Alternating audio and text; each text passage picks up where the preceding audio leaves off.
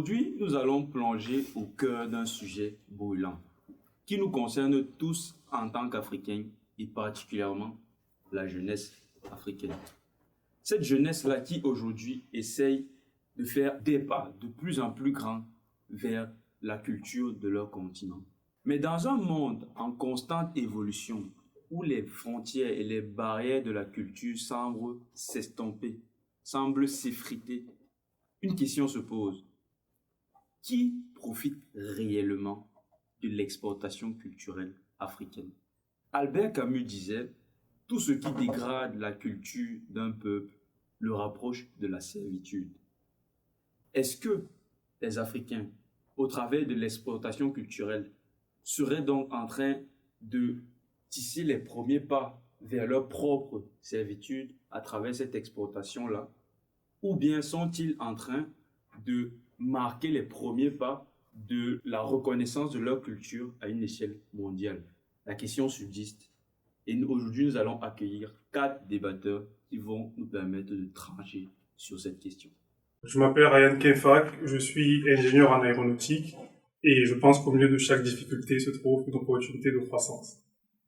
Mon nom c'est Nouke Djemi Jacques, ingénieur en génie mécanique et ma devise c'est discipline, commitment, consistency, audacity. Hello guys, my name is Vanel Tuko, aka Miss Kwe, and I'm a data scientist. My motto is sharing is caring. Pierre-Ange Lundemora, consultant data ingénieur, et mon mantra est tout est dans les détails.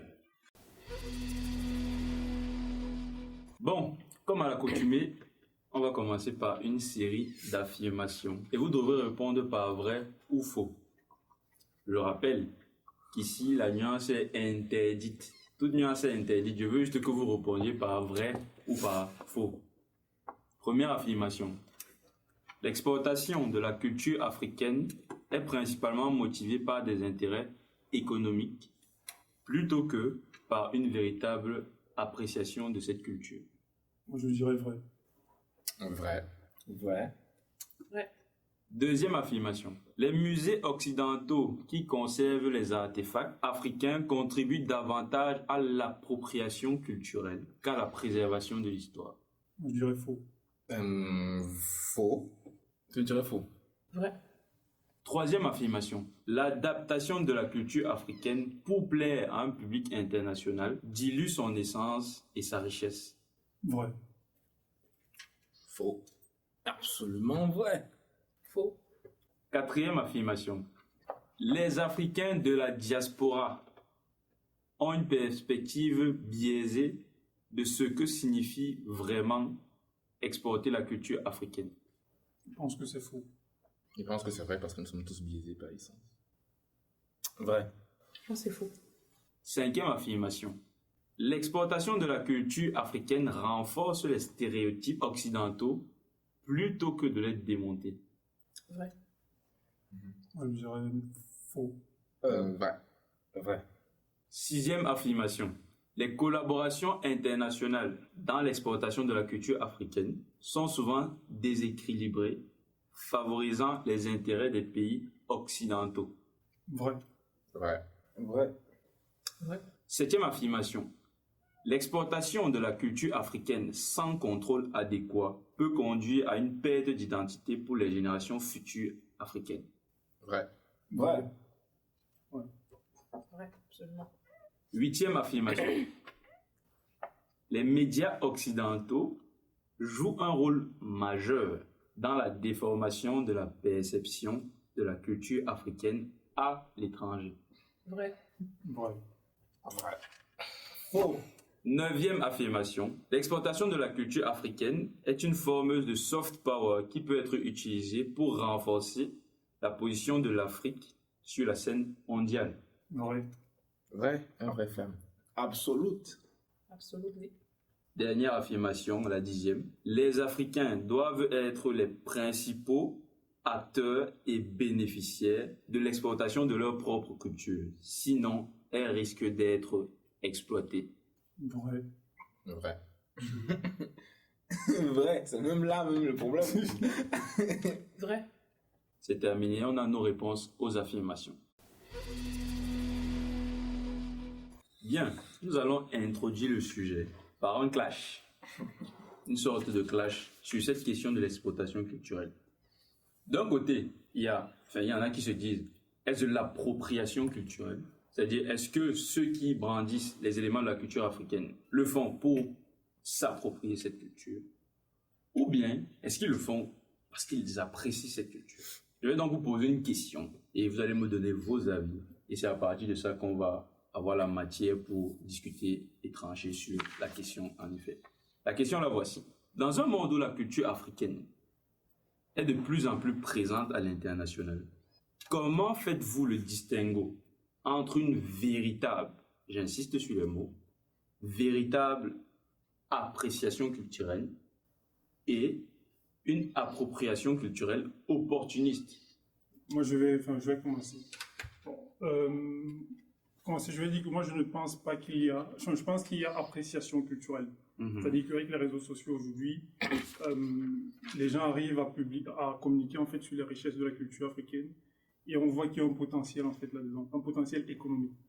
Non, je ne pense pas qu'il y a appropriation de la culture africaine parce que en fait, si tu veux, de mon point de vue, on vit dans un monde qui est riche en diversité culturelle, où chaque ensemble, ou en général même les plus forts, tendent à vouloir imposer leur culture.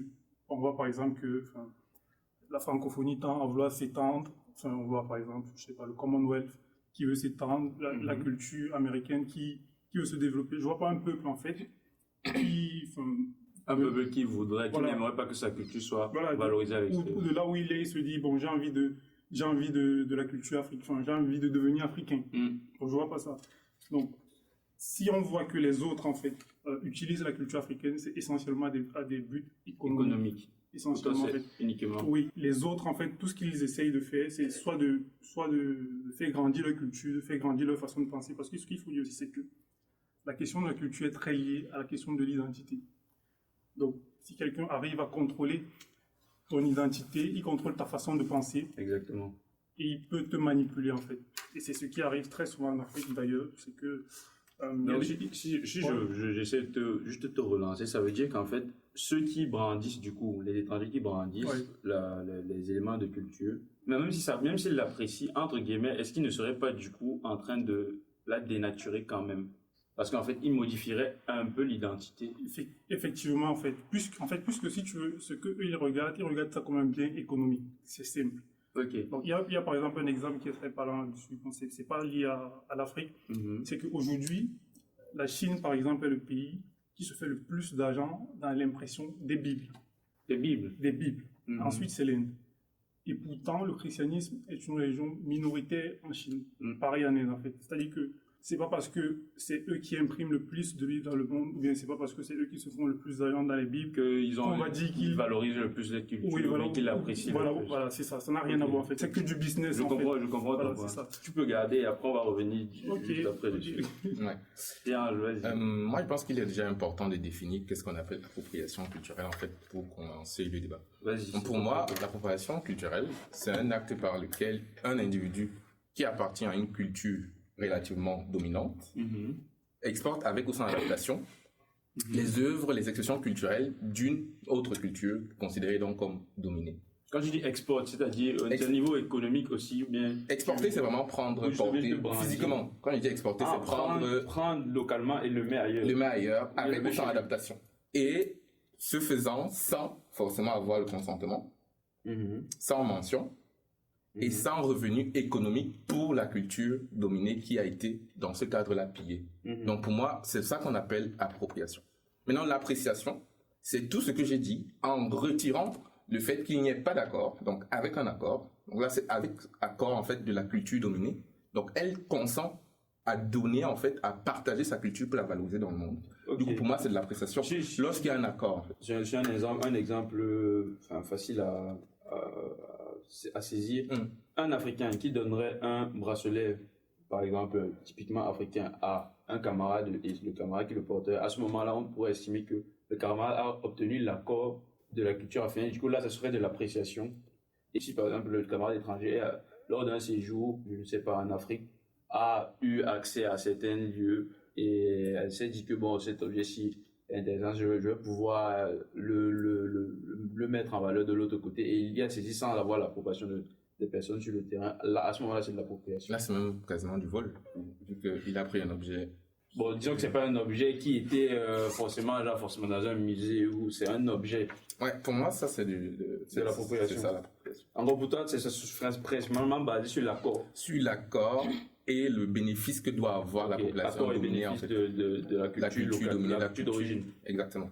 J'écoute ce qu'il dit, mais en fait, si tu regardes la culture africaine comme un business, en fait, en général, dans le business, il n'y a pas la morale, en fait. Il y a pas, enfin, c'est l'agressivité, en fait. Il n'y a pas de pitié. C'est-à-dire que si les pays africains, par exemple, ne mettent pas suffisamment de pression, de moyens de pression pour pouvoir tirer les bénéfices de ça, aucun pays occidental ou d'ailleurs ne va se dire, ah bon, enfin, pour la bonne cause. Je vais te poser une question aussi par rapport à ce que tu as dit tout à l'heure. Pour toi, en fait, l'acte que la Chine soit les plus gros vendeurs de billes, par exemple, est-ce que c'est de l'appropriation? Rien, pour toi, c'est le business. C'est le business. Ouais, Il n'y a pas d'appropriation. C'est rien du tout, en fait. Si pour toi, je pense que pour toi, c'est de l'appropriation, entre guillemets. Il peut avoir du business et de l'appropriation, les deux ne sont pas antinomiques.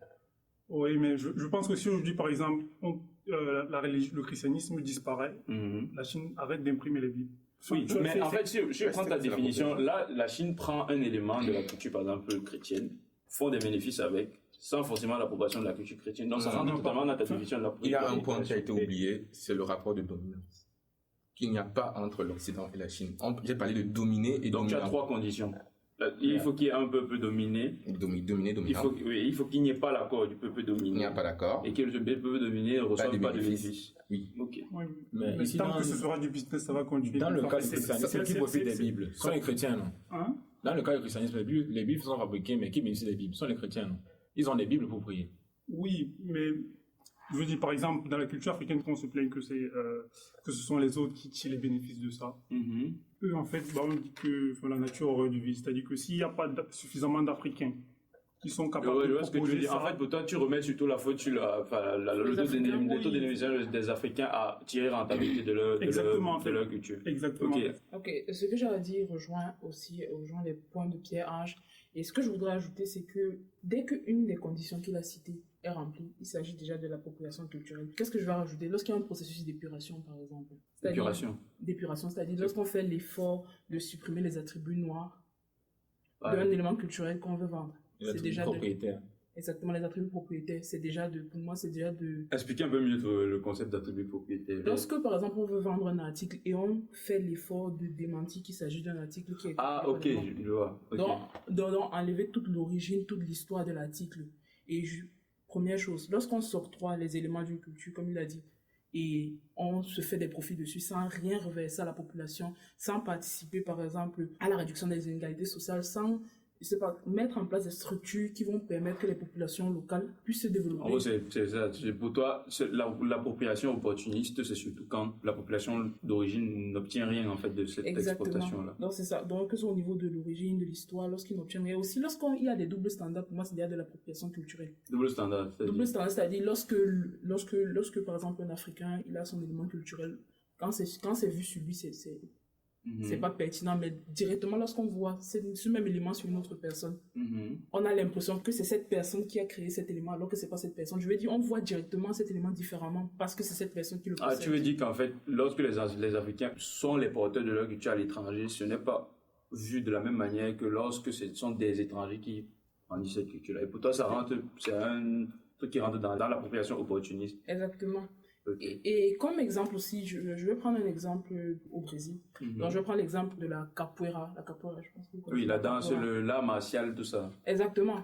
En général, lorsqu'on pense à la capoeira, et ce qui est connu ce qui est dans l'imaginaire populaire, c'est qu'il s'agit d'un art martial, d'une danse qui a été créée au Brésil. Et en général, on ne fait pas directement le lien avec la population noire. Pour moi, c'est exactement de l'appropriation culturelle. Pourquoi? Parce que pour moi, d'abord, la capoeira, elle avait été créée au moment de l'esclavage. Oui, c'était un ajustement pour... Mais lorsque tu demandes, pourtant, lorsque tu iras au Brésil et tu vas poser des questions sur la capoeira, on va juste te parler de... Ah, je vois ce que tu veux dire. Tu veux dire qu'en fait, on nettoie un peu la partie qui est fortement liée à la racine. Exactement. et on ne fait voir que l'aspect qui séduit à l'international. Exactement, c'est ce que je parle dans le fait de blanchir toujours tous les éléments culturels. Alors que ça servait à la communication entre esclaves, ça servait à préserver aussi leur forme physique. Et aussi, c'était pour eux un moyen de résistance, de faire résister les éléments culturels. Mais lorsqu'on pense à la capoeira en 2023, c'est très intéressant ce que tu dis. On va juste te parler de danse, tu vois.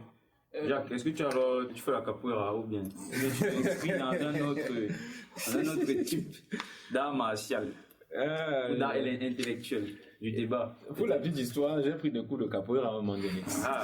Mais bon, j'ai un peu grincé les dents. Pourquoi? Parce que moi, quand tu n'as pas encore terminé, je pensais que tu disais que le fait que la capoeira soit assimilée à quelque chose de brésilien, soit de l'appropriation.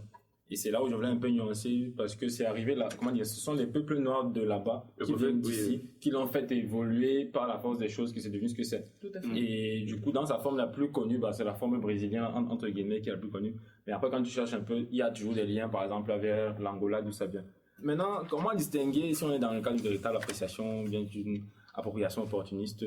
Bon, pour moi, il y a eu plein d'éléments qui ont été ressortis pour le côté appropriation. Donc, j'ai pas grand-chose à rajouter. Ce n'est peut-être que dès lors que celui qui approprie, ou bien voilà, donc celui qui prend profite des avantages et ce de manière démesurée par rapport à ce qui revient à l'autre. Donc parce que c'est dans le cas où c'est démesuré, l'autre va se sentir lésé et dire en fait finalement tu me respectes pas. Bon, après on peut rentrer dans le détail pour voir, etc. Mais moi, je vais plus observer le côté appréciation. Oui, moi aussi, je suis encore sur ma fin sur cet aspect. Voilà. Pour moi, pour l'appréciation, c'est véritable. Il y a une question d'humilité et de respect. Tous ceux que j'ai déjà rencontrés aujourd'hui qui apprécient réellement la culture africaine l'abordent avec un certain recul par peur de la froisser ou bien par peur de se tromper. Ils n'hésitent pas à le dire. En fait, je pense que, mais je ne vais pas me tromper. Et même dans le moyen de faire, en fait, tu ressens toute une forme d'humilité et de respect qui n'est pas forcément partagée par tout le monde. Déjà parce que je pense que la société est foncièrement dans l'appropriation, et ce depuis longtemps. C'est ce que ce soit d'abord de par le capitalisme, que ce soit comment, même dans l'histoire, toutes les grandes inventions qui ont été faites par les Noirs ont été lavées de A à Z. On ne parle pas de les musées aujourd'hui qui continuent de se faire la main sur notre patrimoine culturel. C'est de l'appropriation carrément. Et il y a eu quelques temps, même sur les réseaux sociaux, on voyait le scandale un peu de quelques motifs qui sont repris par des grandes marques comme Gucci, etc.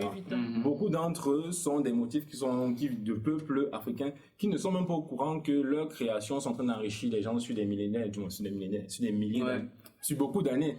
Oui, donc, c'est vrai, ça rejoint aussi le point qui disait le niveau de l'appropriation. La grosse machine, en fait, de la société aujourd'hui est orientée à l'appropriation culturelle, de sorte que aujourd'hui, limite du moins, certains sont dans l'appropriation même sans s'en rendre compte. Et ceux-là se disent être, du coup, l'équipe du milieu.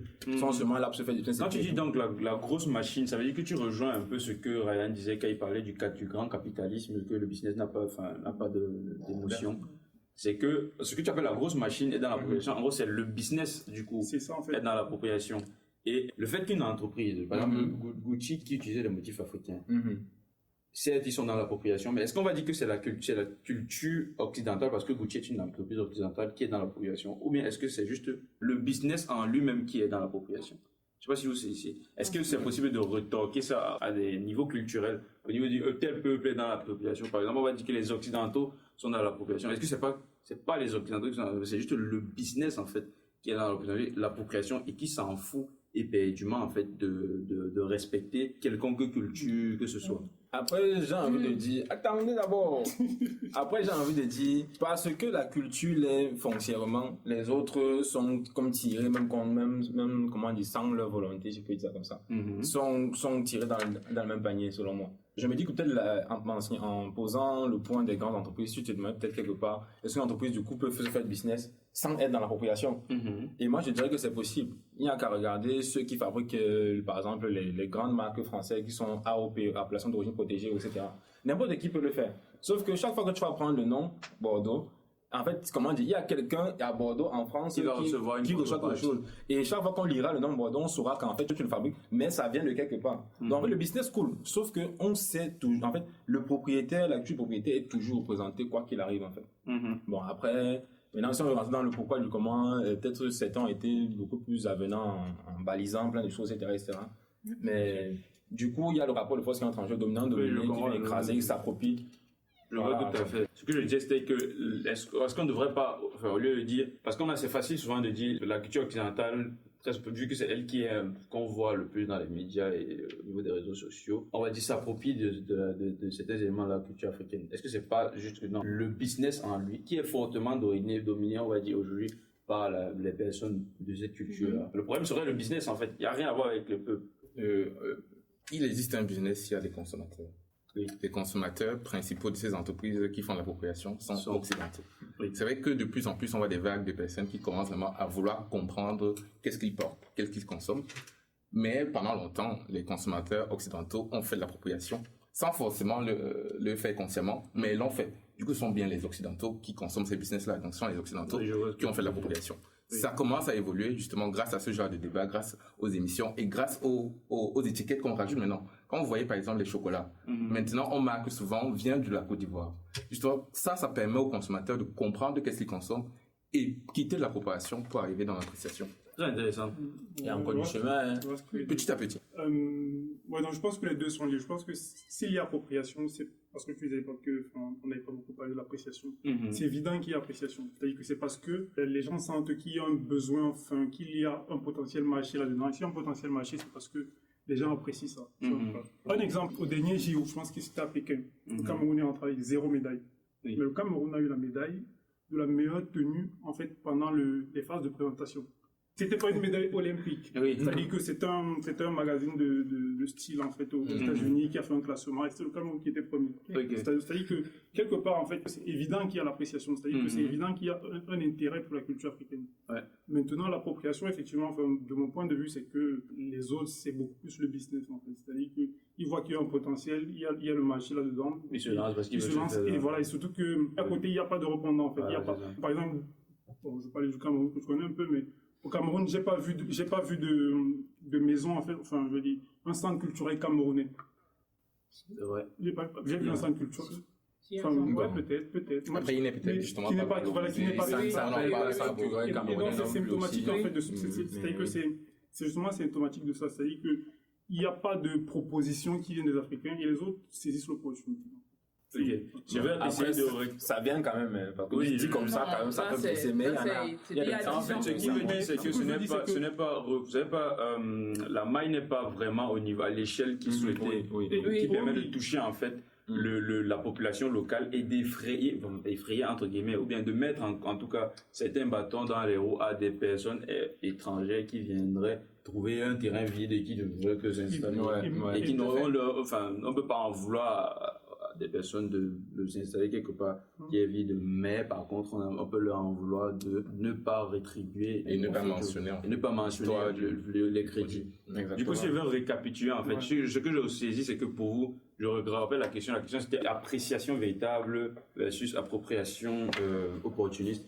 Pour moi, en fait, de ce que vous avez dit, je pense que l'appréciation véritable serait plutôt du côté peut-être des consommateurs qui, eux, seraient quand même assez séduits par des éléments de culture justement africaine et du coup inconsciemment ou bien par le biais des business du coup qui leur offrent ces produits-là et qui eux du coup sont dans l'appropriation opportuniste parce qu'ils ne mentionnent pas comme tu as dit, parce qu'ils ne mentionnent pas, parce qu'ils ne rétribuent pas, parce qu'il s'agit des fois d'une culture dominante, dominée, et c'est à ce moment-là en fait qu'on rentre dans l'appropriation opportuniste. Et j'aimerais même dire quelque chose, est-ce qu'on peut s'approprier sans vraiment apprécier? Parce que pour moi, quelque part, il y a peut-être eu appréciation au premier abord. Oui, mais après, voilà. En fait, on peut s'approprier sans vraiment apprécier parce que justement, tu veux juste te vendre et tu t'appropries pour vendre. En fait, tu t'appropries parce que tu apprécies.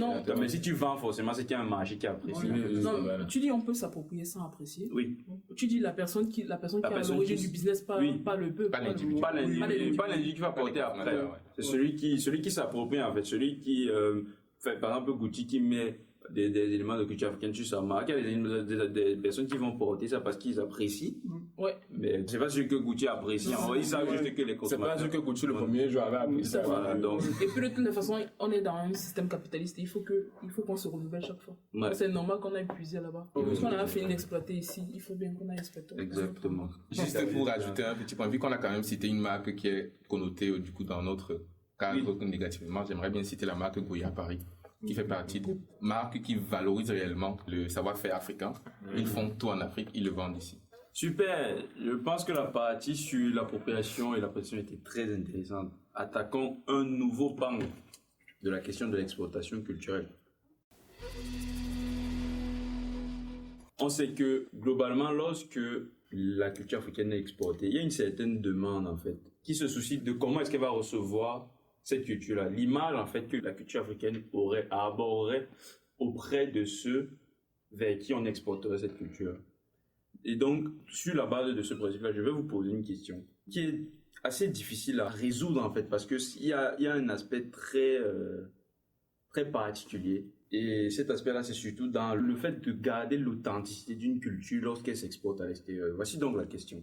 Face à la globalisation et à la demande internationale, comment l'exportation de la culture africaine pourrait répondre aux attentes des publics étrangers, pas des Africains à l'étranger, aux attentes des publics étrangers parce qu'ils ont des attentes et ils ont aussi une culture. Donc, comment est-ce que l'exploitation de la culture africaine pourrait répondre aux attentes de ces publics étrangers-là sans perdre l'essence même de la culture d'origine?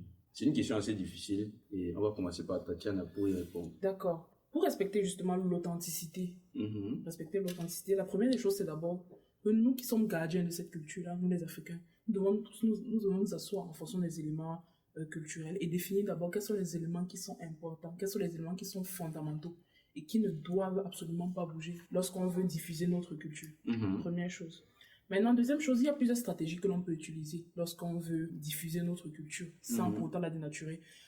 Je pense d'abord aux collaborations. Première chose. Par exemple, si on veut entrer dans le marché américain, que de vouloir s'adapter complètement au marché américain et puis transformer l'ensemble de nos projets, l'ensemble de notre travail en des projets qui respectent uniquement les codes des Américains. On peut plutôt inviter les Américains dans nos propres projets. Je vais par exemple prendre l'exemple de l'Afrobeat. L'Afrobeat qui a vraiment le vent en poupe dernièrement. Qu'est-ce que les artistes nigérians, pour la plupart, font comme ils veulent pénétrer dans le... Ils font des featuring. Mais ce sont des featuring. Ils ne vont pas commencer à faire du R&B. Ouais. Ils font de l'Afrobeat, donc ils appellent d'autres artistes. Ils intègrent directement le public dans leur exportation. Exactement, ils intègrent. Donc, ils vous font voyager, mais c'est vous qui venez à leur rencontre. Je prends l'exemple de Burna Boy dans son dernier album, puisqu'il est en train de vouloir pénétrer dans le marché américain. Il a fait énormément de featuring avec des artistes qui ont aussi le vent en poupe, mais aux États-Unis. C'est très stratégique, il y a aussi une façon... Est-ce que tu ne penses pas quand même qu'il modifie? Est-ce qu'il n'y a pas quand même une modification de quelques éléments quand même pour pouvoir coller? Non, pour moi, il ne modifie pas en fait. La stratégie, c'est plutôt qui est-ce qu'il va choisir pour pouvoir faire cela. Il ne modifie pas parce que les codes de l'Afrobeat sont respectés au niveau des rythmes, au niveau des danses, au niveau même de la langue utilisée. Je veux prendre par exemple, lorsque il va vouloir pénétrer dans le marché américain, il va pas faire un featuring avec une Taylor Swift qui est directement qui est uniquement blanche. Il va peut-être prendre une latino pour entrer dans le marché et progressivement. Step by step. Mais ça doit être fait avec stratégie. Parce que si on veut juste dire qu'on est à fond dans ce qu'on fait, qu'on ne modifie absolument rien, qu'on est hermétique à tout changement, je ne pense pas qu'on puisse autant s'étendre que l'on autant exporter cette culture. Deuxième chose aussi, c'est... Troisième chose. Et oui, je suis pas là. C'est de faire un travail de communication. Là, on ne le redira jamais assez, mais c'est de faire un travail de communication sur l'origine, sur l'histoire de tous les produits, de tout ce qu'on veut diffuser comme élément culturel, très important. Je vais prendre aussi l'exemple de Japadé Co, qui est une marque qui vend des produits naturels. Elle est basée en Belgique, donc elle travaille plus sur le marché belge et sur le marché français. Elle est détenue par une Ghanéenne et un Congolais. Maintenant, lorsqu'on voit comment est-ce que leur site web est d'abord structuré, quelle est leur stratégie, on se rend compte qu'ils ont investi énormément d'argent dans tout ce qui est communication. Mais pas juste communication au niveau des vertus, comme tout le monde le fait. Ils vont vraiment prendre le temps d'expliquer l'histoire, l'origine et même montrer comment est-ce que tout ce qu'ils vendent, comment est-ce que tous les bénéfices de ce qu'ils sont en train de faire sont reversés aux populations. Donc, je veux dire... Ils construisent un squelette de leur offre, en fait, sur la base des éléments factuels de leur source d'inspiration et ils reversent en gros leurs bénéfices dans le squelette. C'est un peu comme un corps humain qui se nourrit d'éléments dans la nature et qui, à sa mort, se décompose et il renvoie à la nature. Et donc, ça respecte un schéma assez vertueux. Premièrement, ils respectent un schéma vertueux. Et puis, ils ont aussi des engagements. Par exemple, ils ne vendent que des produits bruts. Brut, c'est-à-dire ils ne modifient pas la composition du produit. Ok. C'est difficile. Mais c'est aussi un engagement. C'est un engagement éthique aussi de faire cela. Mais c'est très difficile parce que ce sera plus dur de pénétrer dans le marché. Mais je pense que ce sera une progression qui est durable et qui va bénéficier à la longue aux Africains. Ok. Bon, Jacques. Et qui les distingue aussi. Ok. Et si tu mets les produits naturels exclusivement, mais tu achètes aussi tes trucs en grande surface. Vraiment, j'aurais aimé. Mais tu n'as pas Mais encore. pour le moment, je n'ai pas encore. Mais nous sommes en route parce que. C'est le plus important. Voilà, l'idée c'est de valoriser, de porter au plus haut la culture dans une quête d'authenticité, quoi qu'il arrive. Et j'aimerais d'abord me revenir sur la question qui est posée. Donc, pour moi, j'ai un problème avec ça. Parce que pour moi, il part du principe que si on s'exporte, notre première raison d'exportation doit être de rejoindre les frères de la diaspora qui sont à l'étranger. Ce qui devrait pour moi motiver dans un premier temps l'exportation, c'est parce qu'il y a beaucoup d'entre nous qui sont à l'extérieur, En gros, qui sont en besoin, et du coup, on les apporte cela. Ce que tu veux dire, c'est Copier-coller. pour toi, l'exportation est à destination, pas forcément des étrangers, Le numéro mais des un. locaux à l'étranger. C'est ça, de la diaspora, des Des locaux enfants, de la culture. voilà, c'est ça en fait, des enfants de la culture qui sont à l'extérieur. C'est d'abord eux la première cible. Et juste avant, du coup, Pourquoi ce serait la première cible? Je n'arrive pas à comprendre. Tu vas comprendre. Économiquement, c'est plus Non. important de viser toute la population. Sauf que pour moi, je ne mets pas d'abord l'économique dans le premier temps. Mhm. Parce que, comme je disais tout à l'heure, la culture, c'est notre identité. C'est d'abord qui nous sommes. Et donc, notre ADN. Donc, si on commence à sortir et qu'on met de l'énergie quelque part derrière ça, en fait, si on va dans l'idée de satisfaire forcément les attentes de l'autre, satisfaire ce que l'autre veut, à un moment donné, on peut oublier même la raison, même qui on est. Et L'essence. devenir simplement même... Justement, voilà. perdre l'essence. C'est ça, perdre l'essence et justement aller machinalement, voilà, seulement à transformer pour vendre. Et c'est ça qu'avant de rejeter dans ce que je fais, tu as très bien cité Burna Boy. Je pense que quand Burna Boy va à l'étranger pour pouvoir faire de l'afrobeat, etc., c'est Afrobeat to the world.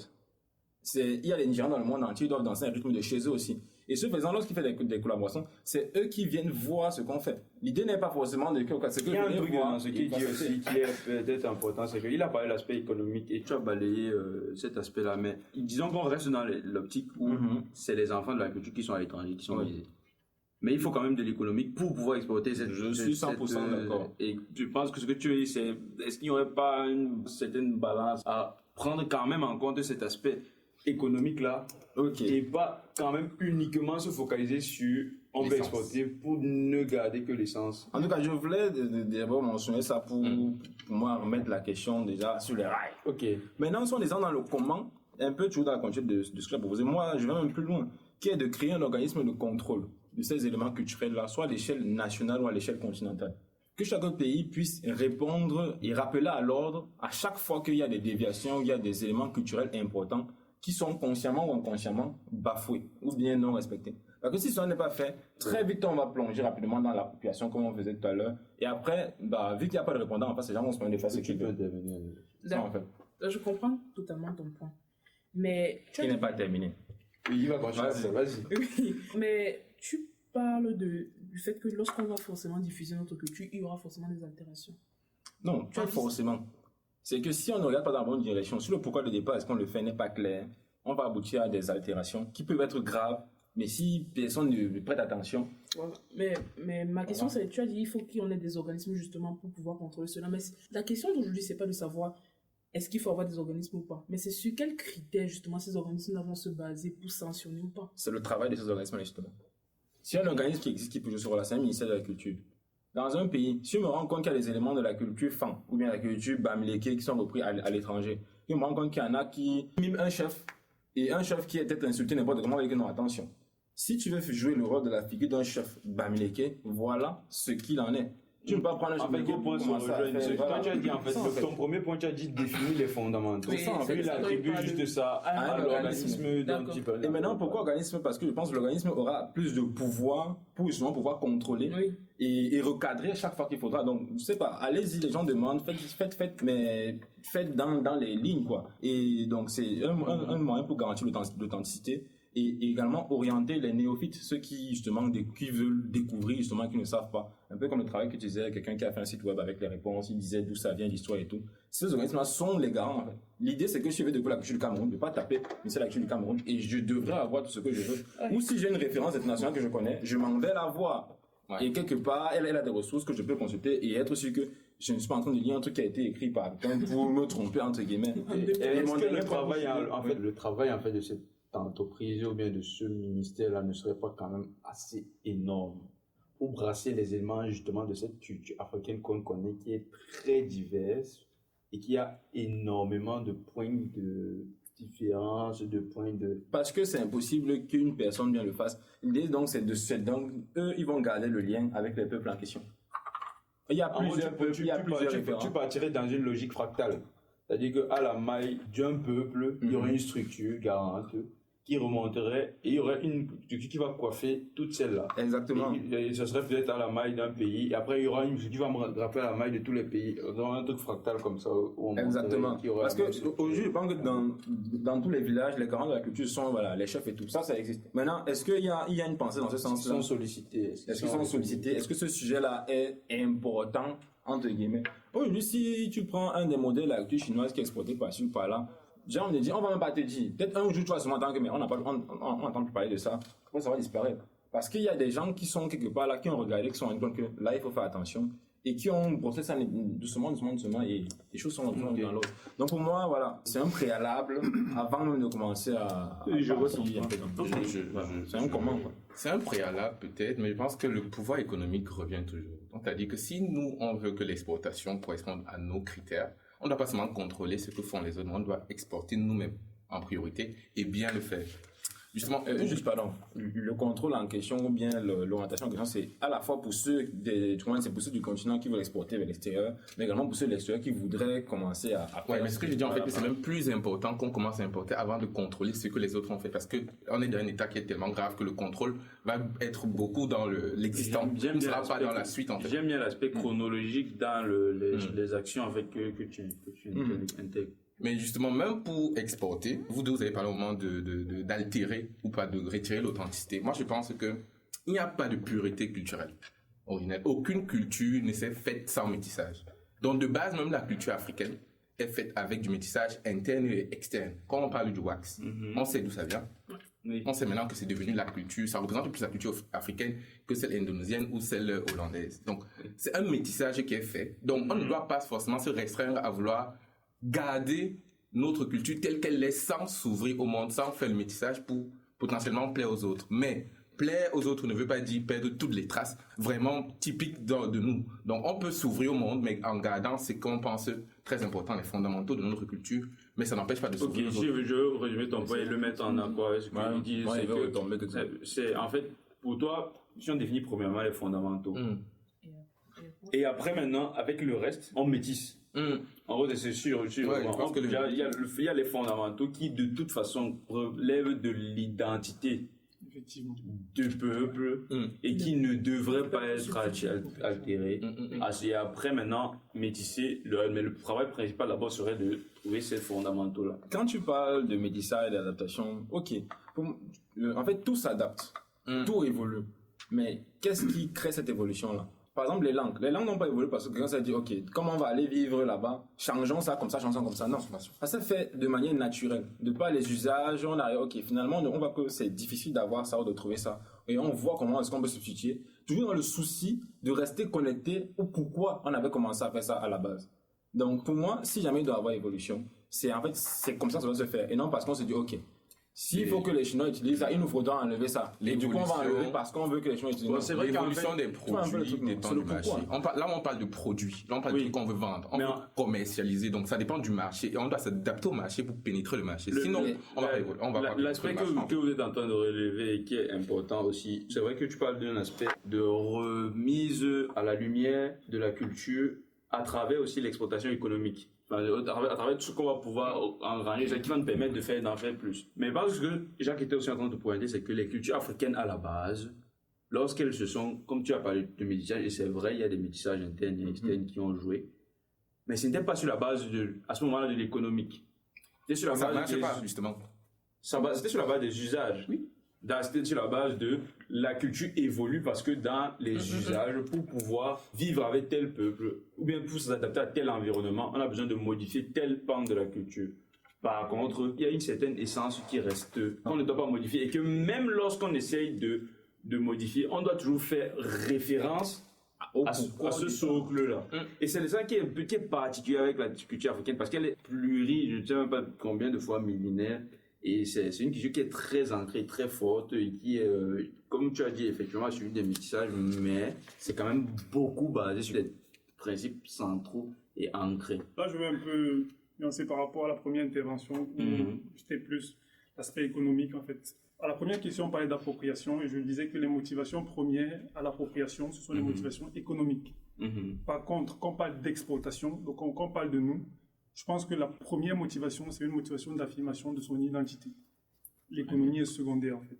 C'est-à-dire que quand les Africains veulent exploiter leur culture, la première chose qu'on doit avoir, c'est de s'affirmer, en fait. À quelle fin? À des fins de contrer, en fait, par exemple, là, aujourd'hui, on voit qu'il y a la culture occidentale qui se propage un peu partout. Là, récemment, par exemple, au Cameroun, on a déclaré persona non grata, l'ambassadeur de la cause LGBT. Oui. Ça, c'est parce qu'au Cameroun, on connaît nos valeurs, en fait, on connaît l'identité. C'est aussi à des fins de refuser, en fait, ce qui est contraire à notre identité à nous. Ouais. Il y a plusieurs cultures, et toutes les cultures ne sont pas d'accord sur tous les points. Les cultures, ce que je disais, c'est que la personne qui contrôle ta culture, celui qui te dépossède de ta culture et te fait intégrer la sienne, contrôle ta façon de penser. Tu n'es plus dans... Il contrôle ta façon... Il contrôle pas de relation dominant-dominé, c'est ça? Oui, il contrôle ta façon de penser, il peut instrumentaliser ça. Enfin, c'est ce qui arrive très souvent en Afrique. C'est-à-dire que, par exemple, au Cameroun, il y a des gens qui se sentent plus anglophones que camerounais ou bien francophones. Et on peut instrumentaliser ça pour faire des guerres. Alors que ça n'a rien à voir avec la culture. Alors que ces gens, ils sont foncièrement camerounais, en fait. Si je regarde la culture... Même camerounais, en fait, n'est même pas, parce que le Cameroun n'est qu'un enclos colonial qu'on a délimité. Ils sont plus de la culture du peuple duquel ils émanent, que ce soit camerounais, que ce soit anglophone, que ce soit francophone. Exactement. Et en fait, si c'est qu'on n'affirme pas notre identité, on risque d'absorber. En fait, c'est aussi un bouclier. Voilà, c'est ça, c'est un bouclier. Je veux dire, les conséquences sont très graves en Afrique. C'est-à-dire que, là, je parlais de la langue, par exemple, à côté du Cameroun, en RCA, au début des années 2010, il y a eu des affrontements, en fait, une guerre civile où il y a eu des milliers de morts entre des gens qui se disaient anti-Balaka et Seleka, et c'était des chrétiens et des musulmans. Et en fait, je pense que ce que tu es en train de pointer est extrêmement important, et surtout dans le contexte de l'Afrique. En fait, tu soulèves un très bon point qui, justement, je me remercie aussi d'avoir posé la question, tu as demandé pourquoi. Ouais. Justement, quand tu rappelles le pourquoi, c'est vraiment intéressant de savoir, mais pourquoi est-ce qu'on exporterait même la culture, en fait? Et ce que tu es en train de dire, c'est ce bouclier, en fait, qu'on construit sur son identité, ne pas oublier qui je suis, pour pouvoir, moi, m'épanouir, en fait, dans le monde. La volonté d'aller protéger même les enfants qui sont à l'extérieur. C'est pour ça, en fait, ça rejoint aussi un peu ce que tu disais dans le fait que ça doit être premièrement à l'intention de nos enfants qui sont à l'extérieur. Parce que plein sont ici, ils ne savent pas qui ils sont. Ils ne savent pas. Même mais j'ai envie de dire aussi, mais personnellement, je nuance aussi ce point-là, parce qu'en fait, il y a des personnes qui sont à l'extérieur et qui n'ont aucune envie de retourner. Ça, c'est une chose. Non, je veux dire quelque chose par rapport à ça. Ça, c'est une chose. Et ça, c'est justement, en fait, une conséquence du fait que... Je suis d'accord. Sauf qu'à ce moment-là, pour moi, en fait, ils sont dans une culture. Le fait d'être ici à l'extérieur et vouloir passer toute ta vie ici à l'extérieur, de ne sentir aucune attache avec tes origines. Si tu ne sens aucune attache, pour moi, ça ne te sert à rien de vouloir te rattacher à la culture. C'est mieux même d'apprendre la culture dans laquelle tu te trouves et de t'y fondre, en fait. Parce que de toute façon, tu ne ressens plus d'attache forcément pour la culture d'où tu émanes. Je suis d'accord. C'est pas une garantie d'épanouissement, non? C'est ce que après, c'est chacun son choix. On est tous, chacun mature, chacun fait ses choix. Mais je pense qu'en fait, si quelqu'un se sent vraiment détaché de sa culture et ne voudrait plus y retourner, il n'y a pas forcément le besoin de le rattacher à la culture. Il gagnerait plus à ceux... En tout cas, nous, on fait notre devoir. Nous, on fait notre devoir. Oui, c'est ça. Après, à eux de choisir s'ils suivent le bateau ou pas. Mais en fait, ce que vous êtes en train de dire, c'est que la première raison pour laquelle on fait cet échange-là avec l'extérieur, c'est pour éduquer les autres à la formation. On devrait. C'est pour éduquer les autres à notre patrimoine culturel, c'est ça? Pas les autres. C'est pour que les Africains eux-mêmes soient plus ancrés dans leur identité, peu importe où ils se trouveront dans le monde. D'accord, non, même Ouais, ceux qui ça. sont dans la diaspora. Oui, c'est ça. sûr. C'est même Et si- encore même, apparemment, c'est ceux-là qu'on cherche. Ouais, Oui, justement. eux dont vous en Oui, avez oui. parlé. Parce que je voulais prendre un exemple de quelqu'un un descendant d'Africain qui est né en Europe, il grandit en Europe, il aura très probablement une façon de penser à l'européenne. Mhm. Mais très souvent dans son quotidien, en fait, on va par exemple lui rappeler qu'il est noir, qu'il est C'est africain. un aspect aussi. Ça crée une crise d'identité, en fait. C'est-à-dire que Grosse crise. lui, dans sa façon de voir les choses, il se sent africain, il se sent européen. Et très souvent, même un peu, il y a un reniement, en fait, de l'Afrique, parce Un que déni. l'image de l'Afrique qui est très souvent Ce n'est pas répandue, ce n'est pas une très image très glorieux. glorieuse. Donc voilà. Et c'est une des raisons pour lesquelles il faudrait que. En fait, quand je il veux paye dire, l'exploitation- même pour, comme je parlais tout à l'heure de ceux qui se sentiraient totalement détachés et qui décideraient d'épouser la culture locale pour mieux se sentir intégrés, Mhm. se feront presque toujours rappeler, en fait, Ok. par l'environnement. Bien sûr. C'est ça que Leur c'est pas une garantie d'épanouissement. Non, je suis d'accord avec toi que c'est pas une garantie. Moi, ce que je dis, c'est que de toute façon, tout le monde, quand même, fait ses choix et assume. C'est vraiment le plus important, c'est d'assumer. Ouais. Et je ne veux, enfin, on va pas reprocher à quelqu'un qui ne veuille pas ressentir une attache sur son provient d'origine. La culture, ce qu'on dit, c'est que la culture, c'est chacun qui prend. C'est celui qui veut qui prend. Si tu veux te sentir plus proche d'une telle culture, prends. C'est à toi d'assumer, en fait, derrière les différents débats intérieurs qui vont insister sur le point de ton identité. Mais c'est chacun qui prend. Si un enfant naît aujourd'hui, disons, un Chinois né à Chang, s'il se sent Chang, Tant mieux, Ça en en fait. plein, hein. Ouais. qu'il soit Chang et c'est parce que c'est de ça en fait peut-être qu'il a tout ça Exactement. il est né en fait à il Chang, a il pas parle que de ça. Enfin, finalement, pourquoi lui dit retourne mais ce que je dis c'est que c'est vrai que personnellement, si tu veux mon opinion personnelle, je pense que il se sentirait peut-être mieux chez lui parce qu'il serait autour de personnes qui ont à la fois le même ressenti environnemental, on va dire, qui partageraient certains, même scientifiquement, certains aspects du patrimoine génétique. Mais ça peut pas être Donc, systématique, c'est pas Mais tout sauf le qu'en monde. fait, il faut savoir que socialement, en fait, les êtres sont à la fois génétiquement et à la fois socialement construits. Donc c'est là en fait que je pense que je suis sur le dilemme entre le génétique et le social. Parce que socialement, sa culture, c'est la culture tchad. Bien sûr. Et génétiquement, il est chinois. Comment donc il va faire pour arbitrer? Je pense que c'est là que se situe la réelle crise d'identité. Le premier aspect, je disais que c'est un aspect d'affirmation de l'identité en fait de la culture africaine. Effectivement, la raison secondaire qui est, par exemple, les motivations économiques. Je pense que oui, enfin, il y a sur certaines choses, pour prendre par exemple la musique, il peut y avoir des adaptations et on a même vu très souvent que les adaptations ont souvent eu beaucoup de succès. Je pense par exemple à la chanson de Zangalewa en fait. Qui a été reprise par Shakira à la Coupe du Monde et qui a eu beaucoup plus de succès. À mon avis, je pense que ça a eu beaucoup plus de succès que la chanson originale. Mais c'est de la réappropriation, clairement. Oui, non, non, C'est de l'appropriation non, culturelle. Non, c'est de la réappropriation. non, mais je dis pas le contraire. Je dis pas le contraire, oui. Non, je dis pas le contraire. Mais ils ont, Oui. ce que je sais, regarde Shakira a reversé des fonds. Parce qu'on lui a demandé. C'est parce qu'on l'a demandé. Mais On a tiré sa jupe. bon, je ne sais pas si on lui a demandé. Je ne sais pas ce que vous savez ce qui s'est passé derrière. Ah, tu sais. Bon, j'étais pas là, mais non, ce n'est absolument pas ça. C'est clairement de la réappropriation. Lorsqu'on lui a demandé comment elle a écrit sa chanson, elle a répondu. Là, elle n'a pas cité ses sources. Elle a menti. Ah, ok. Ça veut dire Elle a menti, justement. qu'on coche une des cases. Non, c'est clairement. Non, même pas une seule case.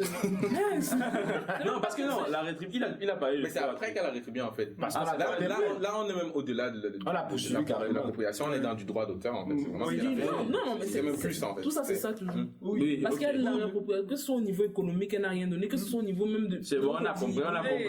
Moi, en fait, je parlais pas au niveau d'appropriation. Oui, Je disais juste que Oui. ce qu'on remarque, c'est que la chanson qui a été modifiée a eu beaucoup de succès. en Oui, fait. elle a eu plus de succès que la chanson originale. Ouais, c'est ça.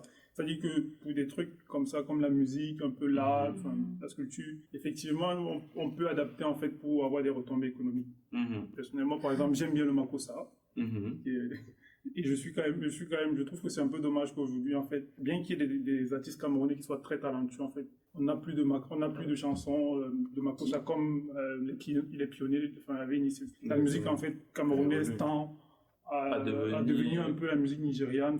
En tout cas, pas à s'orienter vers celle de leurs aïeux, bien à une évolution de celle de leurs aïeux. Effectivement, moi je trouve on que change totalement de effectivement, en fait. Moi je trouve que c'est dommage, mais je comprends aussi que l'art doit nourrir son temps. Voilà, sinon ça doit nourrir en fait l'artiste en fait. Oui. C'est-à-dire que s'il a besoin de sous, il va adapter son art. Ok. Voilà. Ok, on a donc brassé le sujet de appréciation contre appropriation.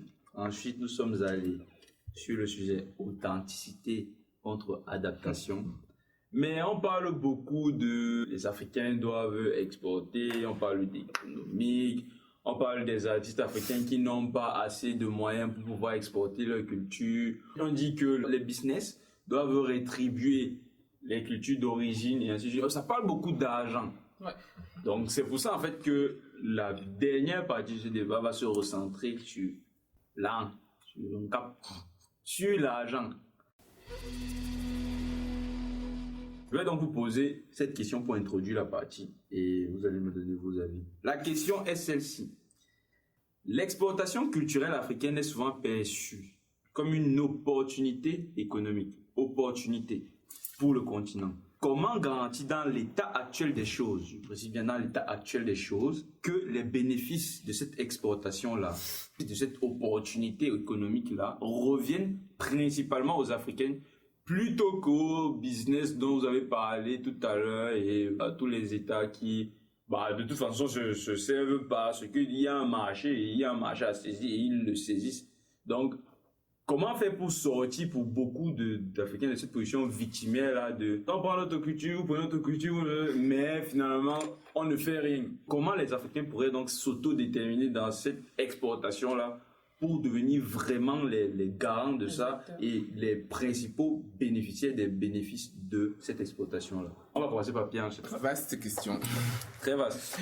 Je pense qu'on exporte bien qu'une chose qu'on aime bien. Parce que on parle d'exportation de la culture africaine, je vais parler du cas du Cameroun, mais il faudrait dire que localement cette culture-là soit valorisée et aimée par cette population pour qu'elle puisse l'exporter. On va pas exporter quelque chose qu'on n'aime pas, quelque chose qui n'est pas assez valorisé chez nous, qui n'est pas assez étudié dans les écoles. Quand tu dis aimer, c'est surtout dans le sens de valoriser. Aimer, c'est dans le sens de valoriser. Moi personnellement, je ne connaissais pas l'histoire d'une dope jusqu'à avant que je n'arrive en France. C'est en France que j'ai appris l'histoire d'une dope. C'est le cas de beaucoup. En fait, c'est à travers les livres surtout qu'on apprend certaines histoires. Pourtant, les Camerounais sont souvent très bien éduqués. Ils ont fait l'école primaire, ils ont fait le collège, ils ont fait le lycée. Mais on ne nous apprend pas ces traits de notre personnalité. On connaît que c'est Gustave Nachtigal qui a exactement. On connaît plus les traits de la culture occidentale que ceux de notre culture en fait. Oui. Du coup, c'est déjà vraiment faire valoriser cette culture-là, l'enseigner pour que nous puissions vraiment la comprendre. Et maintenant, quand on va l'exporter, parce que tout à l'heure, quand il parlait d'exportation, il dit qu'il est essentiel d'avoir l'historique. Parce que moi, même si je veux exporter certains traits de ma culture, il faudrait que je puisse expliquer, mentionner d'où ça vient et pourquoi c'est fait ainsi et pourquoi il y a certains pas qui ne doivent pas être dénaturés. Parce que la plupart des objets de la culture africaine ont aussi des pouvoirs symboliques qu'il ne faut pas forcément dénaturer. Il faudrait que je les connaisse pour que je puisse aussi bien exporter. Donc compréhension, explication pour pouvoir bien exporter. Et ensuite, il faut qu'on profite des réseaux sociaux. Il faut vraiment qu'on profite des réseaux sociaux pour permettre aux différents artistes, parce que là je parle plus de l'art, notamment de la musique, parce qu'on n'a pas les médias mainstream actuellement. En Occident, ils vont mettre les choses qui leur ressemblent le plus, les choses qui sont plus liées à leur histoire. Et si on veut s'exporter en Occident, on peut utiliser les médias alternatifs que sont Instagram, Facebook et le plus fort actuellement, TikTok. TikTok est leur plus grande force, je pense, pour la culture africaine actuellement. Parce que tous ceux qui n'avaient pas accès à notre belle culture peuvent maintenant y avoir accès grâce à ces réseaux. Très facilement accès. En 10 secondes. En 10 secondes. Et on voit que ça marche. Je pense que c'est un TikTok. Burna Boy et l'Afrobeat ne seront pas là où ils sont actuellement. Parce que les Occidentaux c'est vrai qu'il y a il y a un principe de TikTok qui est le fait de répéter, machin, faire un truc sur la même... Exactement. Donc c'est là en fait que cette musique a commencé à devenir... On a commencé par un média alternatif, mais après...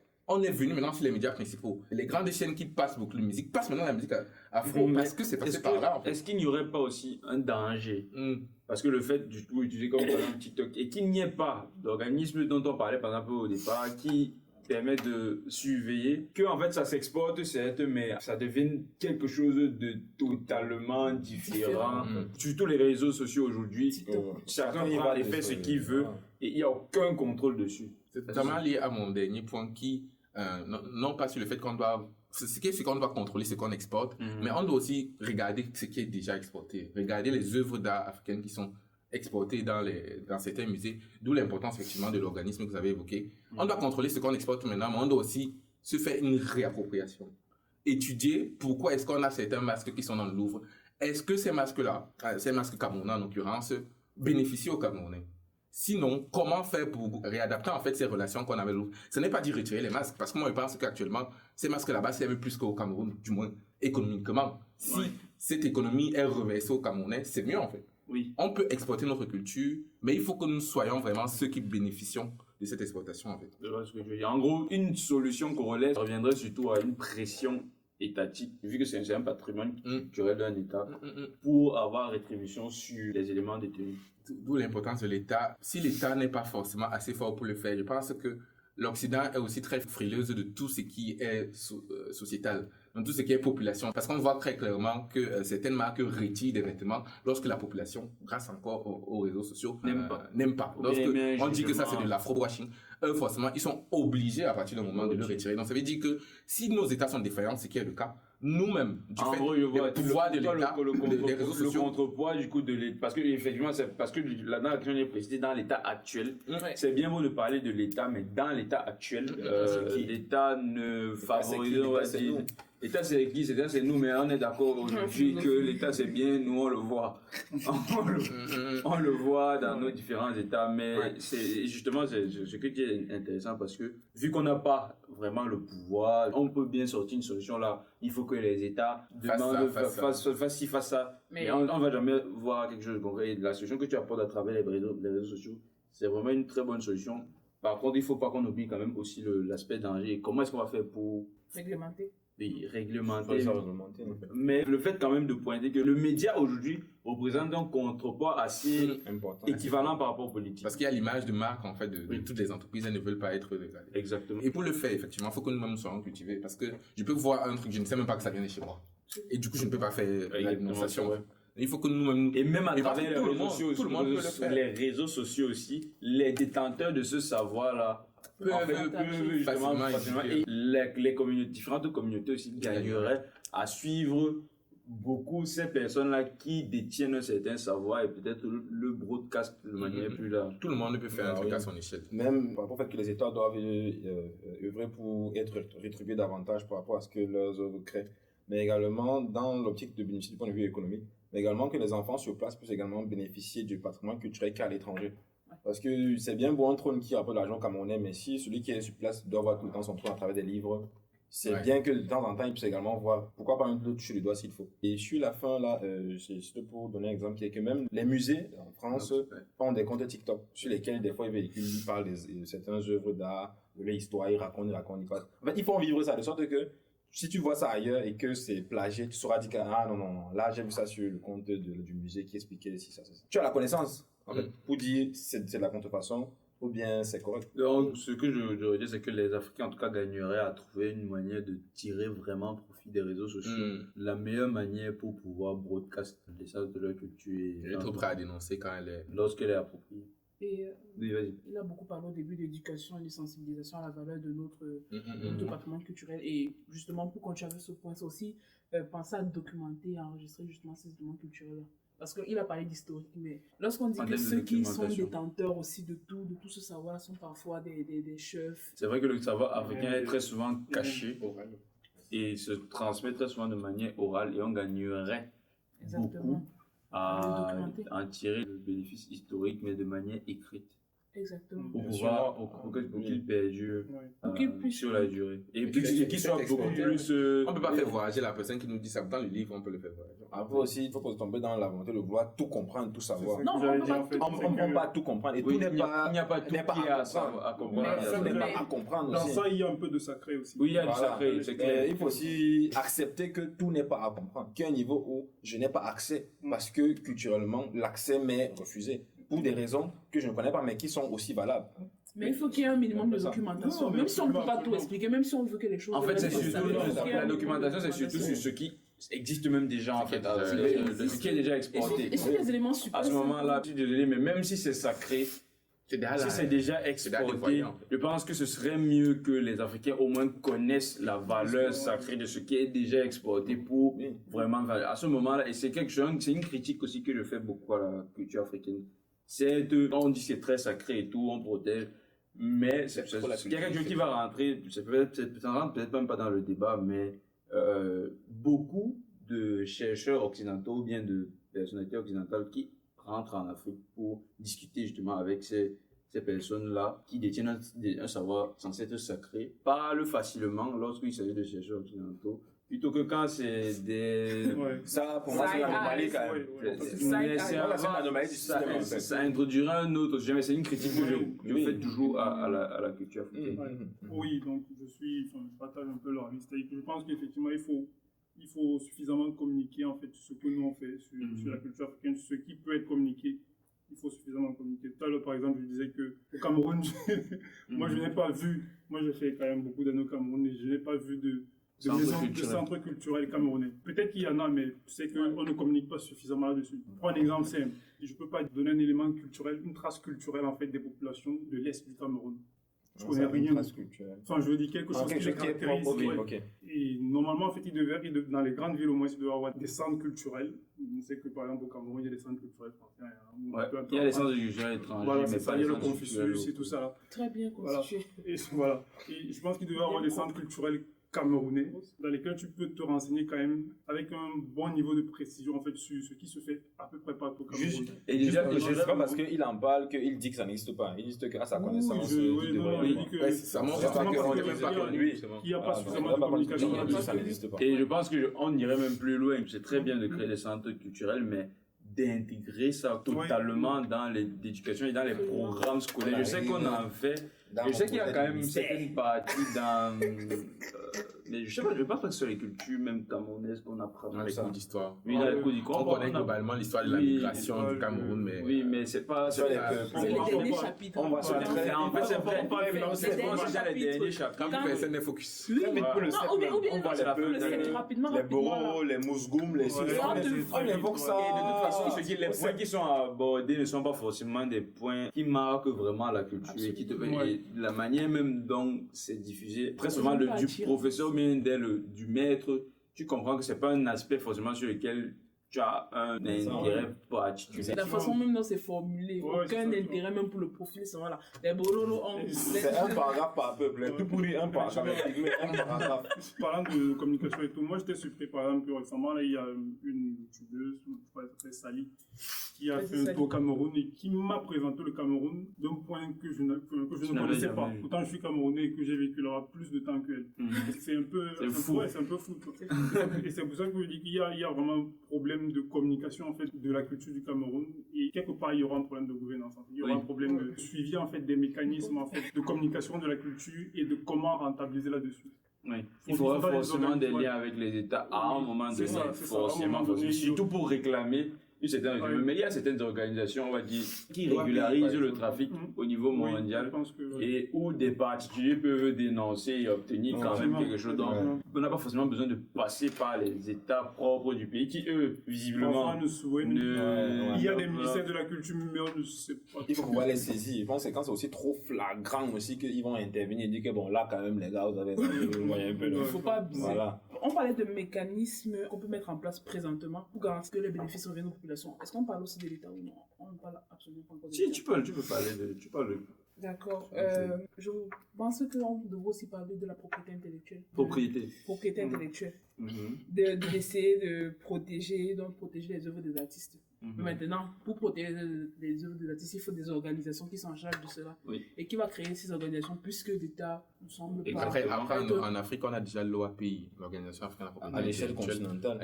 Et dans le ministère de la Culture, tu as quelqu'un qui se charge des droits d'auteur des artistes. Ça existe. Normalement, ils sont là. Mais je dis juste que la propriété intellectuelle n'inclut pas le cadre d'expression culturelle traditionnelle, dans le sens où s'il y a un vêtement qui a des traits des Bamileke, en fait, il faut qu'on puisse identifier qui va porter plainte en fait. Parce que quand c'est un artiste, comme on a parlé tout à l'heure de Waka Waka, qui est pillé, lui, il peut se porter partie civile et porter plainte en fait contre quelqu'un. Mais là, en fait, lorsque c'est toute une culture, là, en fait, Mais qui est Je dis justement en fait, garant de je ça? parle du légal. Et légalement, il y a un flou en fait. Ouais. Il y a un flou non, légal. ce serait juste Ce le- n'est C'est assez bien pas dans la encadré, propriété intellectuelle actuelle. Non, ce n'est pas dans la propriété intellectuelle. Ce n'est pas Non, mais- défini dans le cadre de la propriété intellectuelle parce que Ce serait c'est mis dans le lieu En fait, commun. on dit que exactement. C'est jusqu'où est-ce que on peut aller avant qu'on ne déclare que tu as enfreint des lois de propriété intellectuelle. Parce qu'aujourd'hui, par exemple, quand je vais déposer un brevet, on ne pas qu'il faut que ce soit original, il faut que ce soit ci, il faut que ce soit ça. C'est quelque part un peu des propriétés qui peuvent paraître d'un premier abord très subjectives, mais dans le fond, parce que seulement on pourrait tomber dans dès que tu fais si on dit ah tu as volé, ah tu as volé. Finalement, il y a des gens qui s'asseyent, qui ont un recul et qui disent bon. Là, on peut dire que non, c'est rien, t'as pas volé, mais à ce niveau, on te dit que bon, juste pour ça, là, tu es obligé d'aller changer parce que là, oui, on peut comprendre, peut-être ça, tu as été inspiré de, etc. Mais ce que je voulais dire, c'est que les artistes qui seront, les personnes qui seront justement en charge de réguler cela, en plus de l'OAPI, ça peut aussi être un regroupement d'artistes. Moi, je parle dans le cadre vraiment des œuvres d'artistes. Et là, on entre dans des solutions dans l'état actuel. Ah, J'apprécie parce que, justement. en fait, ça veut dire qu'en fait, tu es en train de donner une solution Exactement. sur C'est un l'état actuel. Oui. Donc, Ils peuvent le faire. regroupement d'artistes. Et aussi, même au niveau de la propriété intellectuelle, en 2023, on parle beaucoup, même depuis au moins une dizaine d'années, on parle beaucoup de blockchain, on parle beaucoup de NFT. Je pense que les NFT offrent aussi une bonne opportunité. Les NFT qui sont justement des technologies qui vont permettre de représenter les biens numériques. Et là, vraiment, tout est bien tranché au niveau de La traçabilité. La traçabilité. traçabilité, on sait que telle chose appartient à telle Etc. personne et tu ne peux pas utiliser. Donc, ce serait bien Effectivement. aussi si on essaie un peu de plus ce format. Moi, là, je parle véritablement des artistes et tous ceux qui sont vraiment dans tout ce qui est bien numérique. Je pense qu'on y gagnerait beaucoup à se former un peu plus. Oui. à cela. Après, profiter le point que je ces trouve, c'est technologies. vraiment faire en sorte que les artistes africains se forment aux NFT, connaissant le niveau d'évolution que connaît le domaine du numérique en Afrique. Leur demander ça, je ne suis pas sûr que ça puisse constituer une solution qui Et accessible. pourrait facilement, qui soit accessible et qui soit facilement applicable par eux. Parce que je Pas pense pour qu'ils tous. vont, Je pense ils vont- que ça certains, sera c'est encore, possible. ça sera assez lointain pour eux en fait à mettre en place.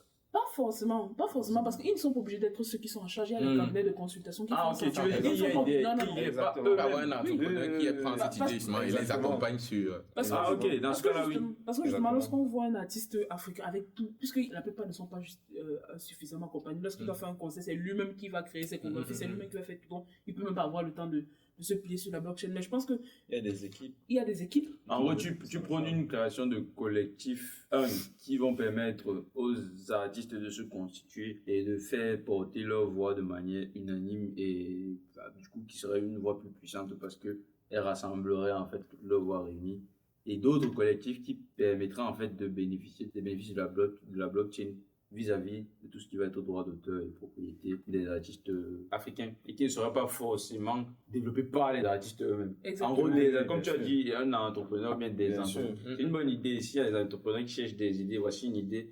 De trouver comment adapter le modèle de production artistique africaine au modèle de la blockchain afin de faire bénéficier tous les Africains et de leur permettre d'exporter plus facilement leur culture en gagnant. Nous rappelons que le but de la question, c'est comment est-ce qu'on fait que ce soit eux qui profitent. C'est ça. Je Exactement. pense même qu'au Nigeria, ça se fait déjà, c'est un peu chez le Nigeria, Kenya. Ces pays sont très avancés dans le digital. C'est un truc qui se font déjà. Comment ça venir? Exactement. J'adhère très bien à ce qui a déjà été dit. Et du coup, pour rester dans le côté, dans l'état actuel des choses, je pense qu'il y a une grosse remontée de la volonté de puissance des Africains, un peu partout, qui est très manifeste. Et également dans nos différents pays, particulièrement au Cameroun, il y a un regain d'intérêt des Camerounais pour leur propre territoire. D'où l'émergence de toutes les différentes initiatives pour le tourisme, par exemple. Aujourd'hui, il y a plein, tu vas sur LinkedIn, sur Instagram, tu as plein de gens qui te vendent du moins des voyages au Cameroun. Visiter le Cameroun. Souvent Exactement. les diasporas. c'est dans le- Ouais. En fait, c'est ce que moi je voulais me poser comme question. Est-ce que cette initiative-là n'est pas plus vue juste de la diaspora, mais pas forcément, ça ne suit pas localement? Après, moi, je peux dire localement parce que autour de moi, j'ai vu des gens qui sont au pays et comment dire, il y a des colonies, genre des groupes que voilà, on s'inscrit là-dessus ensemble entre amis. On fait des voyages, par exemple, ça peut être dans le Mongo, on monte dans la montagne. Bref, il y a des circuits. En fait, ils vont faire des circuits en groupe et ils le font très bien. Je me souviens encore quand on était à l'école primaire avec mes parents, on était allé visiter le Mont Cameroun. Du coup, on est arrivé à Boya. Et donc, du coup, on avait à Boya. Tu as, bon, monsieur, je dirais peut-être dans un organisme et tout. Il nous a accompagnés et du coup, ils étaient deux et on avançait avec eux. Ils nous expliquaient à chaque fois, ça c'est le premier, ça c'est ça. Et quand la nuit est tombée, on était fatigués, ok, on est rentré. Donc, c'est quelque chose qui pour moi existait, vu qu'il y a quand même des patrimoines culturels au Cameroun, tu as des instructeurs qui savent tout. mais ce n'était pas très très ventilé. Et aujourd'hui, ça monte de plus en plus. Effectivement, ça existe depuis longtemps même. Et c'est le ministère de la Culture, effectivement, qui créait ça. Exactement. Mais le vrai problème, c'est que là, on rentre du coup dans la nécessité économique parce que ces colonies de vacances-là, ça coûte très cher. Donc, c'est là où l'État est censé intervenir pour faire des subventions aux familles les plus pauvres. Et c'est L'État défaillant qu'on n'a pas. Parce que moi, quand j'étais jeune, là où moi je veux la il y régler. aura la volonté politique. Là, ils voulaient ça chuter. revient C'est toujours. justement là où je vais la régler. Aujourd'hui, en fait, pour moi, c'est beaucoup plus accessible. Vu que, comment dire, déjà, c'est beaucoup plus vu. C'est beaucoup plus accessible parce que beaucoup voient de plus en plus l'intérêt. C'est pas encore la masse, mais il y a beaucoup qui éprouvent de l'intérêt de la diaspora. Oui, Et qui entraîne même également des gens sur place. Principalement parce que sur place, Parce qu'ils ont d'autres problèmes. ils ont beaucoup de je suis d'accord. mais qui font C'est pas dire que ça n'est pas notre débat. c'est pas dire qu'en fait ça ne touche pas la masse, mais Ouais. il y a des gens localement qui éprouvent cette volonté-là. Et donc justement le ministère de la Culture entre guillemets gagnerait du coup à s'appuyer sur ces initiatives-là, les vanter davantage et du coup créer une réelle écosystème. émulation locale. Et après, du coup, mettre à jour nos programmes d'éducation, intégrer cela vraiment beaucoup plus, que la culture soit beaucoup plus présente dans notre éducation dès la base. Et voilà, ça me pousse maintenant au plan peut-être au moyen terme où totalement le ministère de l'Éducation et le ministère de la Culture, de faire avec le ministère de la Culture devrait pas vraiment fusionner, mais travailler de pair en ce qui concerne vraiment la valorisation du patrimoine local, culturel. Ouais, c'était Il y a une véritable volonté politique de protéger les Camerounais vis-à-vis du flot de culture extérieure qui fait en sorte que une nation ne peut plus vivre de son art au Cameroun. C'est un peu comme beaucoup se plaignent souvent de OneXBet qui va financer tous les actifs. Moi, je dis clairement que, ok, si on enlève OneXBet, ils font du contenu qui consomme. Pourquoi on ne consomme pas du contenu qui est local? Pourquoi ils sont obligés de se transformer totalement pour qu'on puisse avoir. C'est ça que je me dis, Une même vue pourquoi c'est une idée même en fait le ministère de la Culture et de l'Éducation. Parce que Mais actuellement, il y a le ministère de la Jeunesse et de la Culture. Je pense que c'était déjà dans cette idée-là. Les deux sont déjà ensemble. Culture, jeunesse et sport. Culture, jeunesse et sport. Culture, jeunesse, Parce que culture avant, et c'était que- jeunesse, sport sont Après, ça dans dépend le- des c'est pays le même, aussi. c'est Bon, le même. peut-être Est-ce que- qu'il y a ça, c'est le pas Cameroun. longtemps, Sur Je parle moi, du Cameroun, pardon. Moi aussi, je parle du Cameroun depuis. oui. Sauf si je me trompe. mais- Non, en fait, c'est à peu près ça l'idée, quoi. Qui est une réelle volonté dans tout ça. Et que, voilà, pourquoi pas même dès le bas âge, autant qu'il y ait des excursions que, voilà. Comme En fait, donner le goût dès le bas Dès le âge bas âge, en aux fait. ressortissants Dès le pour bas leur âge. culture en fait. Ce Exactement. qu'on n'a Dans pas eu, l'éducation. nous dans l'éducation, ce qu'on a eu, nous a toujours surtout donné le goût pour ce qui se passe. C'est même pas qu'on nous a donné, c'est. Mais presque subi. En fait, c'est quoi. là que ça qu'on a vu. aussi. Bon, C'est là que ça qu'on a reçu. Ouais, en fait. ouais. Après, qui est. tout ce que je C'est- ne c'est veux ça. pas, c'est que l'audience se victimise, se dit non, on nous a pas. Je sais pas si tu vois. En fait, c'est pas. Je veux pas qu'on soit aussi trop dans la victimisation. On a trop subi telle chose. Et c'est même pas qu'on a Très trop subi. intéressant. C'est que, comment dire, il y a eu un moment donné dans l'histoire, tu avais une culture dominante qui était présente partout.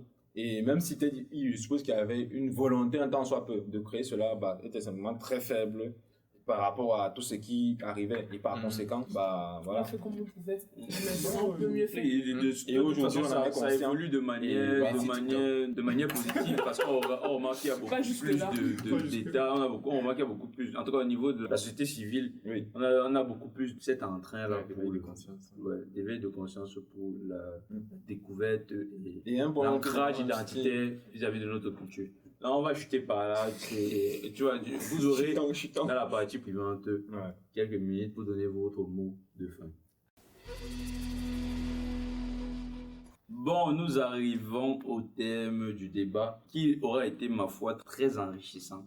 Et je pense que l'audience aussi va trouver le débat très enrichissant parce qu'il y a beaucoup de points qui ont été abordés, que la jeunesse africaine en tout cas gagnerait beaucoup à entendre. Je vais donc vous laisser quelques secondes, minutes, si je suis généreux, pour donner votre point final sur le débat, pour vous orienter. S'il fallait que votre audience retienne une chose pour vous, ce serait quoi?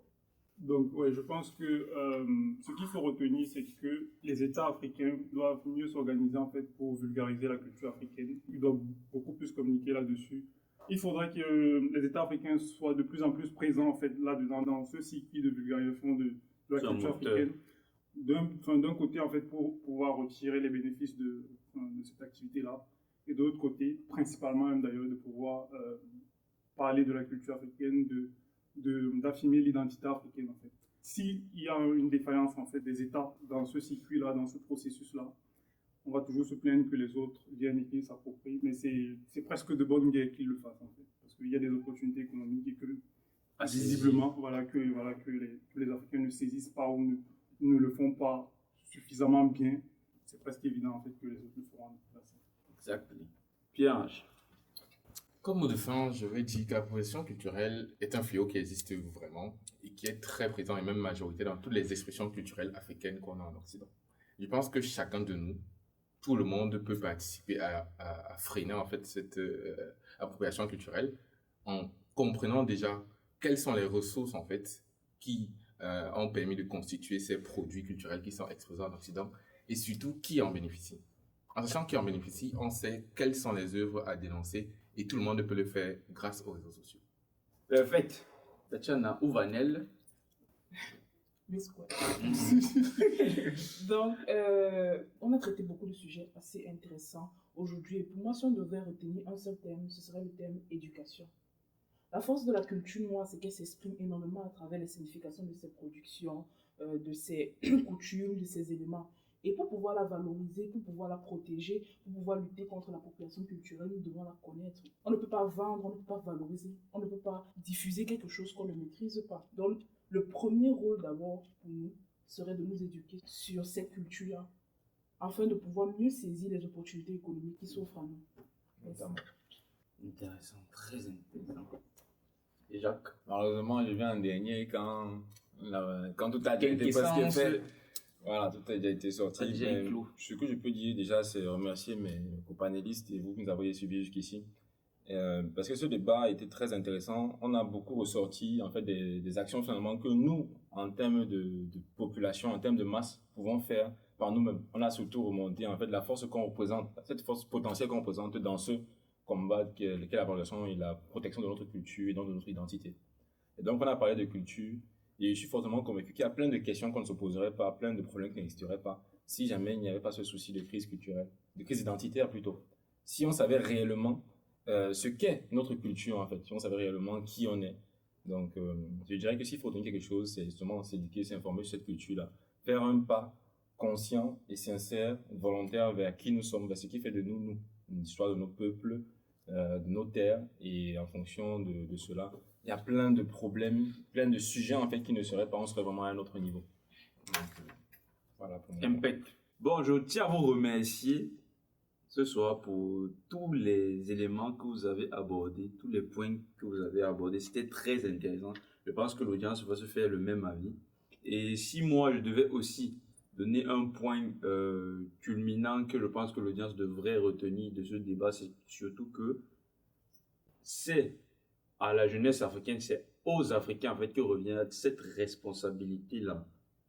C'est aux Africains que revient cette responsabilité de mettre en place les différents mécanismes ou bien les différentes solutions qui vont permettre de faciliter cette exportation culturelle et qu'elle se réalise dans le meilleur des cadres.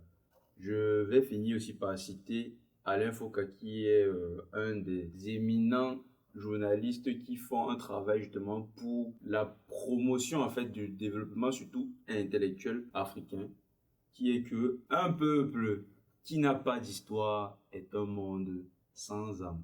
À chacun d'en tirer les conclusions, mais je peux vous dire que ça signifie que la culture d'un peuple représente un trésor inestimable. À très bientôt sur Ubuntu.